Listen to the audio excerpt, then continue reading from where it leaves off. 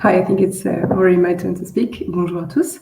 Alors aujourd'hui, je vais vous parler un retour d'expérience qu'on a de notre croissance à la ruche Kidiwi. Donc, si on peut, Barbara, can you show my slides, please? Thank you. So the slides are in English, but I've been speaking in French. Most of the content is in English, so if you can still follow what I'm going to be talking about, and feel free to reach on LinkedIn a little later if you have questions.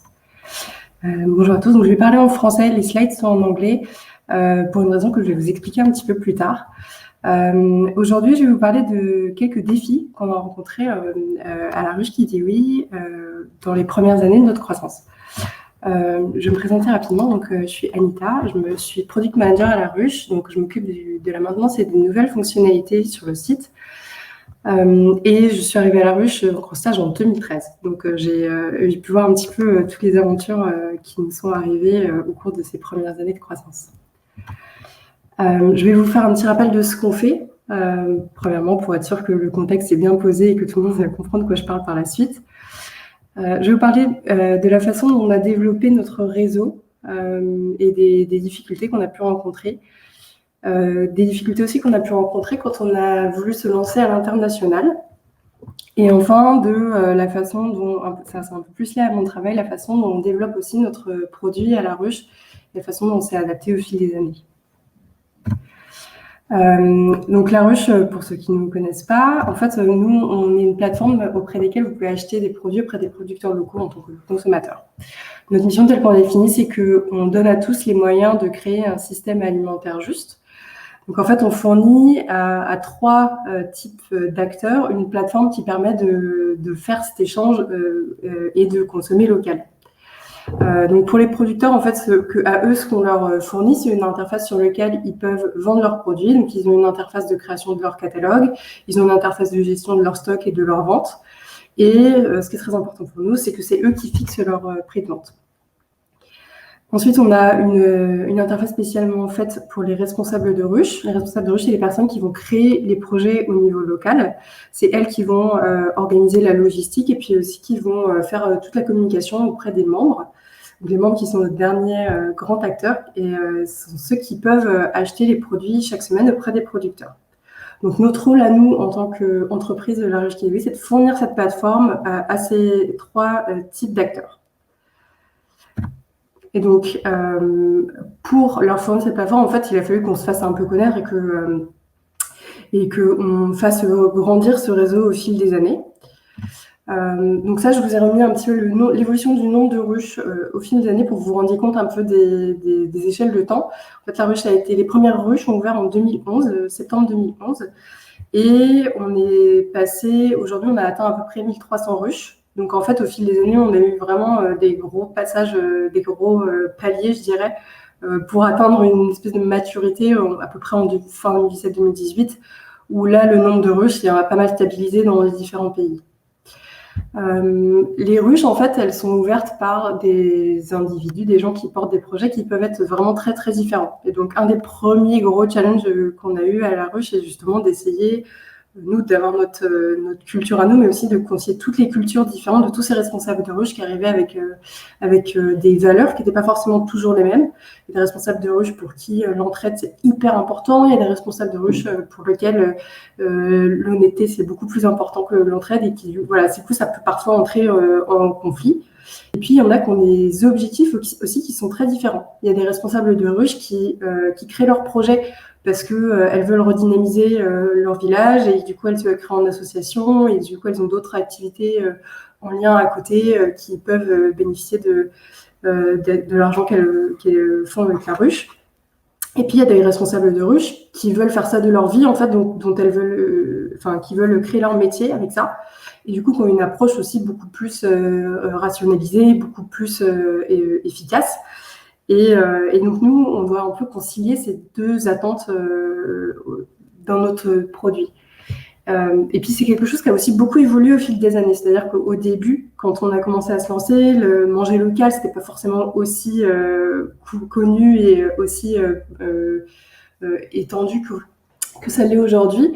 Et donc, du coup, on avait beaucoup de gens qui étaient très, très militants au départ. Et au fur et à mesure des années, ça a dû évoluer. Et puis, du coup, on a dû, nous aussi, professionnaliser notre plateforme pour répondre à des attentes des responsables de ruche qui avaient aussi beaucoup d'attentes de professionnalisation pour elles-mêmes.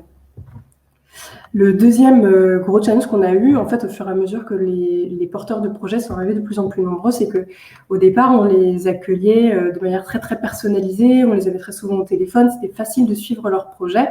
Mais en fait, à partir du moment où elles ont été vraiment très nombreuses à nous solliciter, par exemple, on a eu un passage télé en 2013 à Capital qui a fait exploser en fait le nombre de demandes de nouvelles ruches. Et nous, on ne pouvait plus suivre, on est une assez petite équipe finalement.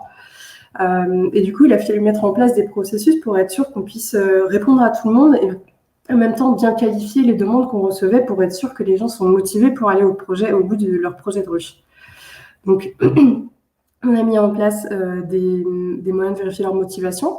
On les fait passer par un petit module de formation aussi, avant de soumettre une demande de ruche, pour être sûr qu'ils ont bien compris de quoi il s'agissait et puis qu'ils avaient les compétences aussi de base pour maintenir une ruche, de communication, de recrutement de producteurs.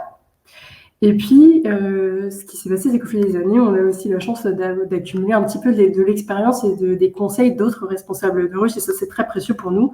Ça nous permet de partager des bonnes pratiques partout dans les différents pays dans lesquels on opère. Et puis, quelque chose qui est apparu aussi il y a un peu plus récemment, c'est la problématique de continuer à former ces responsables de ruche, parce que c'est certaines responsables de ruche qui ont ouvert leur ruche en 2011, 2012, et qui ont vécu une évolution de plateforme assez massive, et du coup, il faut qu'on continue à les former sur des nouvelles fonctionnalités, des nouveaux défis logistiques, et ça, du coup, nous, on continue d'entretenir ce lien avec elle. Parmi les défis auxquels on a dû faire face aussi, c'était la création de règles communes pour ce réseau. Nous, on a des principes fondateurs assez forts qui sont donc, le fait de pouvoir acheter auprès des producteurs locaux et le fait d'acheter en direct des producteurs. Mais assez rapidement, sur ces deux points, on s'est fait, il y a eu des entorses, on s'est fait questionner aussi par les responsables de ruche, par notre propre volonté aussi parfois de faire des exceptions. Et du coup, on a dû travailler sur ces deux sujets de manière un petit peu différente, mais pour être sûr qu'on avait un réseau qui comprenait ces règles et qui les appliquait. Sur la partie du local, nous, en fait, on s'est aperçu très rapidement des limites que ça pouvait avoir comme notion, même si c'est très, très important pour nous. On voit bien que du sel, il n'y en a pas dans toutes les régions, mais les gens l'utilisent beaucoup, donc c'est sympa qu'on puisse en vendre aussi. Les fromages, c'est pareil, il y avait des gens qui voulaient des fromages spécifiques qui ne sont forcément pas produits dans toutes les régions.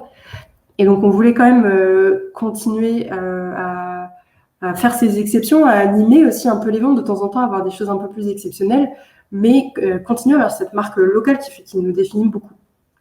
Et donc, ce qu'on a fait, c'est qu'on a établi des règles, des bonnes pratiques et des conseils aussi à destination des responsables de ruche pour qu'elles puissent organiser correctement des opérations un peu exceptionnelles et que ça anime leur ruche sans que ça la dénature.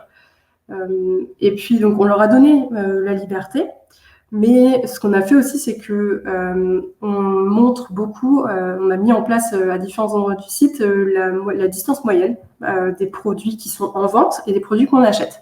C'est-à-dire que si les responsables de ruche sélectionnent dans leur vente beaucoup de produits qui viennent d'Espagne parce que c'est la saison des oranges, ça va se voir en fait, tout simplement. Donc elles peuvent faire ce choix, mais il faut l'assumer. Et idem quand en tant que membre, moi j'achète, à la fin de mon achat, je peux voir la distance à laquelle mes produits se situent et du coup je peux me rendre compte de l'impact que j'ai eu et est-ce que je suis d'accord avec ce que je viens de faire ou pas.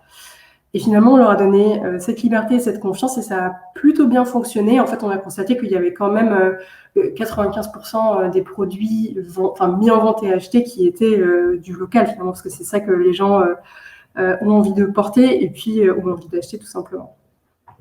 Idem sur le sujet des ventes en direct, c'est quelque chose qui était très important pour nous parce qu'on a toujours cette démarche que on achète directement au producteur et c'est lui qui perçoit l'argent et qui ensuite nous reverse des frais de service. Ça, c'est très important pour nous.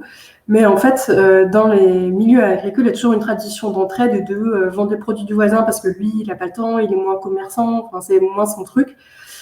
Et du coup, on ne voulait pas décourager cette pratique, mais en même temps, on voulait éviter de se retrouver avec des producteurs qui vendent les produits de toute la région et qui font un peu de grossistes, quoi.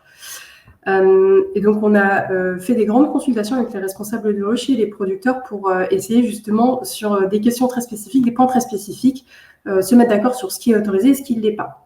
Et du coup, à partir de là, on a tout un tas de règles que je ne vous exposerai pas aujourd'hui, mais le grand principe de base, c'est qu'on veut de la transparence. C'est-à-dire que si le voisin, mon maraîcher, vend aussi des œufs qui sont les œufs de son voisin, on veut que ce soit inscrit en toutes lettres sur les descriptions du produit, pour que les membres en fait puissent acheter en toute connaissance de cause. C'est autorisé, mais il faut que ce soit très transparent.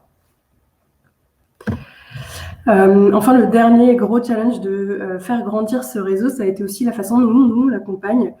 Donc, on a des équipes locales à travers l'Europe. Donc, les chiffres de cette petite carte ne sont plus trop à jour parce qu'elle est assez ancienne.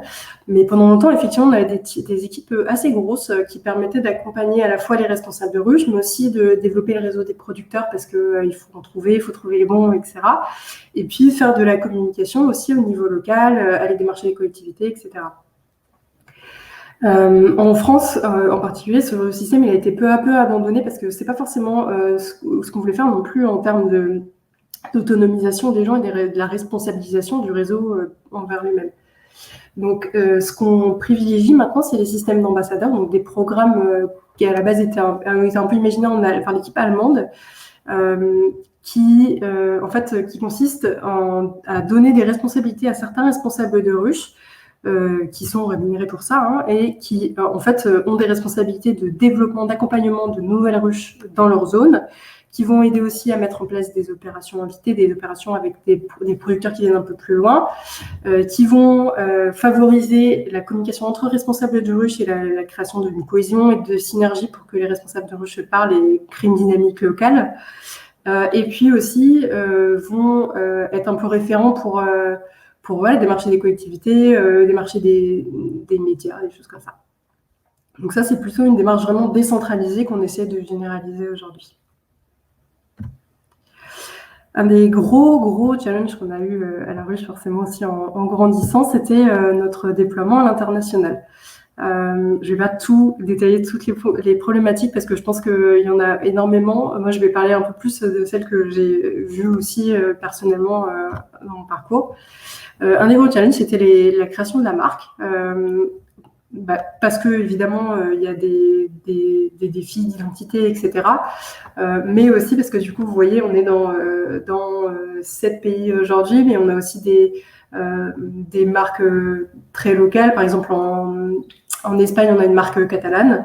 Et en fait, ça vient du fait qu'on a une identité de local et du coup, c'est compliqué d'arriver avec une marque globale. On ne peut pas s'appeler juste Ikea et ça ne marche pas dans tous les pays. En fait, il faut qu'on puisse s'adapter pour que le message soit cohérent. Et c'est une erreur qu'on avait faite en Allemagne, pendant laquelle, en fait, pendant quelques années, on avait fait le choix d'utiliser un nom commun qui était The Food Assembly, qui est le nom en anglais. Et en fait, l'équipe allemande avait beaucoup de mal du coup à trouver des légitimités et à faire grandir son réseau. Et donc ils ont fait un choix de changer leur marque, de passer sur une marque qui s'appelle Mark Schwammer et qui a du sens en allemand, puis un petit peu de fantaisie, un peu de personnalité, et du coup qui marche beaucoup mieux pour eux. C'est un changement de marque, c'est pas forcément anodin, ça implique aussi de changer tout le matériel de communication, mais pour nous aussi en termes techniques, ça a été un petit peu, ça a été un défi parce qu'il a fallu repasser sur toutes les interfaces, qu'on change tous les noms de domaine, etc. Et vous voyez aussi qu'avec toutes ces marques, en fait, on a un gros défi technique, c'est effectivement qu'on doit avoir tous les noms de domaine de tous ces pays-là et que tout fonctionne correctement. Et qu'un utilisateur qui viendrait acheter en France mais qui parle allemand puisse trouver son compte aussi, c'est un petit peu complexe. Un autre gros défi que je voulais soulever qui me semble important, c'est la question des moyens de paiement. D'autant que je parle ici sous la couverture de Mangopay, en fait, qui est une prestataire de paiement à la ruche. Les différents pays n'ont pas forcément toujours les mêmes moyens de paiement. C'est d'autant plus vrai aujourd'hui qu'il y a beaucoup de nouveaux moyens de paiement qui se développent, il y a beaucoup d'innovations.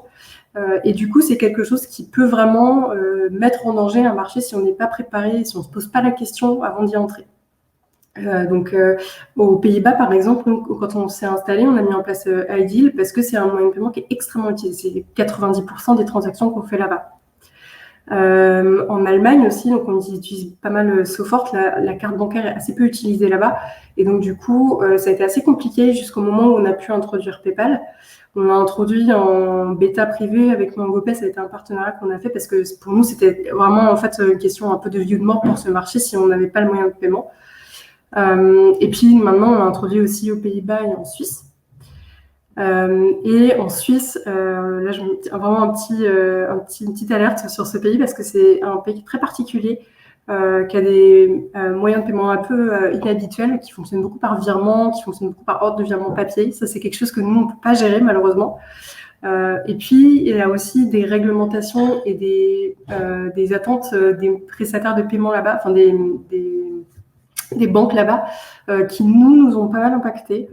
En fait, on est une plateforme française et le fait qu'on soit pas une plateforme suisse, ça nous a beaucoup désavantagé, ça nous désavantage toujours beaucoup pour les moyens de paiement. Voilà, une petite alerte sur les moyens de paiement en Suisse. Un des autres gros défis qu'on a eu, c'était la partie de traduction du site pour 2 points. Donc déjà, il a fallu qu'on s'outille et qu'on mette en place des outils de traduction pour qu'on puisse avoir une seule plateforme qui soit disponible pour tous les utilisateurs dans la langue dont ils ont besoin. Et donc ça, c'est quelque chose que les développeurs ont dû implémenter de leur côté et un petit peu aussi automatiser pour que ce ne soit pas trop pénible à maintenir. Et de notre côté, au point de vue du déploiement des nouvelles fonctionnalités, je vous en reparlerai, il faut aussi qu'on s'assure que tout est déployé dans toutes les langues avant de se lancer. Et on a aussi des défis de traduction des catalogues, parce qu'en fait, on a fait le choix d'avoir une structure de catalogue unifiée pour tous les pays, ce qui n'est pas forcément cohérent dans tous les marchés, parce que on n'a pas exactement les mêmes pâtisseries en France et en Allemagne, et du coup, il faut qu'on ait des structures de catalogue qui permettent de s'adapter à ces différentes spécificités. Et puis, parfois, du coup, les pays, les équipes locales ont fait le choix de traduire différemment des catégories de produits comme nous on avait. Donc, c'est pas très grave s'ils traduisent une pâtisserie par une autre pâtisserie, mais par exemple, s'ils traduisent une pâtisserie par une sauce tomate, et ben nous, pour l'analyse des données, en fait, après, c'est vraiment très problématique. Donc ça, c'est un défi, c'est un choix qu'on a fait à l'époque, et c'est un défi qu'on continue d'avoir aujourd'hui. Et enfin, je vais accélérer un petit peu. Je vais vous parler de la façon dont on a fait grandir notre produit aussi à travers des années. On avait commencé en fait avec une V1 du site qui était un peu un prototype. Et ensuite, on avait travaillé pendant quelques années avec la deuxième version du site, ce qu'on appelait la V2, qui était en fait codée de manière pas très scalable justement. Et en fait, on était arrivé vraiment aux limites de ce qu'on pouvait faire évoluer avec la structure actuelle du code. Et donc en 2015, on a fait le choix de basculer sur une nouvelle version du site. Ça, c'est un gros défi parce que forcément, il faut faire une migration de données assez massive et il faut être assez précis dans ce qu'on fait, d'autant qu'on gère évidemment des papiers, de l'argent, etc. Donc, c'était assez complexe. Et on a dû aussi reformer tous nos utilisateurs à la nouvelle plateforme. C'était aussi l'époque où on a commencé à avoir des obligations plus fortes en termes de KYC. Je ne sais pas si vous connaissez cette réglementation, mais du coup, c'était un peu tout à la fois et c'était un gros défi pour nos équipes. Et enfin, côté produit, nous, on a aussi beaucoup dû adapter nos process pour pouvoir prendre en compte tous les feedbacks des différentes équipes à travers l'Europe. En fait, on a énormément de suggestions qui nous arrivaient et qui continuent d'arriver dans notre boîte mail. Et du coup, il faut qu'on puisse compiler tout ça et en même temps la mettre en regard de toutes les recherches que nous, on peut faire dans l'équipe de notre côté. Avoir tous les feedbacks aussi des responsables de ruche qui sont des utilisateurs qui sont extrêmement impliqués, donc qui ont beaucoup d'idées. Et puis, évidemment, mettre en regard de la stratégie de l'entreprise, tout simplement parce qu'on a des envies et des priorités qui évoluent. Donc ça, on a mis en place, aujourd'hui, on utilise cette roadmap que je vous ai mis en screenshot, mais on a dû faire évoluer le process en fait au fil des années pour être sûr que ça corresponde, qu'on puisse en fait garder le maximum de richesse, mais qu'en même temps on soit pas noyé et qu'on ne soit pas obligé de dire non à 100% de ce qu'on nous soumet. Et puis aussi, du coup, avec l'expansion du réseau, et notamment international, ça nous a posé des plus gros défis aussi en tant qu'équipe pour la qualité de ce qu'on propose. En fait, il faut qu'on soit sûr que notre nouvelle fonctionnalité soit testée dans tous les scénarios qu'on peut. Donc, on essaie de le tester sur différents appareils aussi, mais aussi dans différentes langues. Tout simplement parce qu'en néerlandais, par exemple, les mots sont très très longs, donc il faut s'assurer que les interfaces sont pas trop cassées. Il faut s'assurer qu'on est en conformité avec la législation aussi dans tous les pays. Parfois, quand on travaille sur des sujets de comptabilité, c'est assez complexe. Et puis, il faut qu'on s'assure que tout le monde en interne a compris de quoi il s'agissait et soit formé sur ces nouvelles fonctionnalités. Et c'était un peu la raison pour laquelle je vous parle en français, mais que j'ai fait ce slide en anglais. En fait, c'est un défi qu'on a toujours aujourd'hui. On a des équipes en français, en France, qui parlent majoritairement français, qui n'ont pas non plus été employés, qui n'ont pas besoin dans leur poste de parler anglais, mais du coup qui comprennent beaucoup mieux les subtilités de ce qu'on propose si on fait ces sessions de formation en anglais, si on communique en français, pardon. Et du coup, pour nous, pour pouvoir aussi communiquer au réseau européen, il faut absolument qu'on fasse tous nos supports de communication en anglais pour pouvoir gagner le maximum de temps. Donc, on a aussi un défi de langue, d'expression et de compréhension des fonctionnalités en interne qu'il faut qu'on gère absolument parce qu'en fait, si on le fait pas, on a du mal aussi à atteindre nos utilisateurs finaux parce que quand on veut essayer d'expliquer de nouvelles fonctionnalités aux responsables de recherche en Allemagne, en fait, on est un peu dépendant des gens qui parlent allemand. Moi, c'est pas mon cas. Et donc, du coup, il faut absolument que je m'assure que l'équipe allemande a compris de quoi je parlais et puisse faire ce relais, en fait, auprès des utilisateurs. Voilà. Donc, c'est une liste non exhaustive des défis auxquels on a fait face au fil de ces années. Il y en a certainement d'autres, donc n'hésitez pas à me poser des questions s'il y a des choses que je n'ai pas couvertes, auxquelles vous êtes curieux.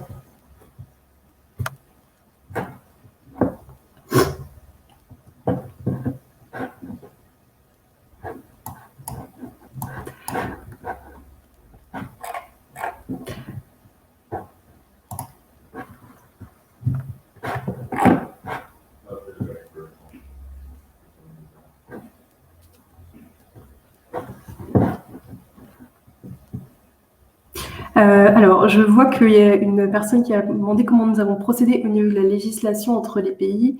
Alors, ça dépend du sujet. Quand on travaille sur des sujets de RGPD, par exemple, c'était un gros sujet il y a 2 ans. En fait, dans ces cas-là, on se fait accompagner, tout simplement. On a des avocats dans les différents pays qui peuvent nous accompagner. La chance qu'on a, entre guillemets, c'est que la législation est faite au niveau européen, donc quand même il n'y a pas de grosses disparités entre les pays. Après, il y a des petites subtilités parfois que les équipes nous remontent quand elles en ont connaissance, si jamais vraiment on est passé à côté de quelque chose. Et ensuite, sur la question de la comptabilité, ça c'est un sujet sur lequel on a un peu de retard maintenant et sur lequel je m'attelais justement en ce moment. C'est vraiment très complexe parce que là, pour le coup, on a beaucoup de particularités au niveau local. En Italie, par exemple, récemment, ils ont mis en place un système de lutte contre la fraude à la TVA qui fait qu'on doit passer toutes les factures dans des logiciels dédiés.